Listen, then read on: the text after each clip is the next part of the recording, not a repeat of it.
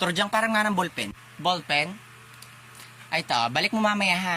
Sabay tayo mamaya ha. Teka, Trisha, patingin nga yan. Ballpen ko to ah.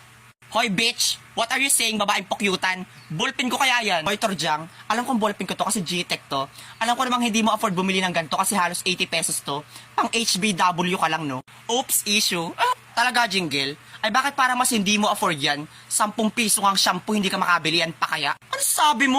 Eh ikaw nga hindi ka makabili ng Colgate kaya ang baho ng hininga mo. Balita ko nga hinangata mo yung dahon ng bayabas para lang luminis ang ngipin mo. Eh ikaw nga ginagawa mong shampoo yung Tops na Blue tapos ginawa mong conditioner yung Tide. Nagreklamo ba ako? Eh kesa naman sa'yo nagpiling na crush ka nung pogi nasa may basketball court, eh ang di mo alam kaya lang naman siya nakatitik sa'yo dahil may namumong malaking Big Bang Theory sa ilong mo. Mangulangot ka! Teka, about pa rin ba to sa ballpen? Nagsalita ang ginagawang deodorant ang Sunrox, kaya siguro nagkakaroon ng revolusyon sa kilikili mo eh. Ikaw nga ginagawang pandikit sa sapatos yung Polydent.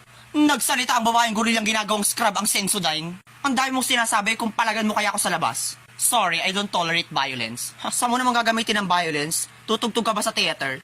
Bobo! Akin ang ballpen ko.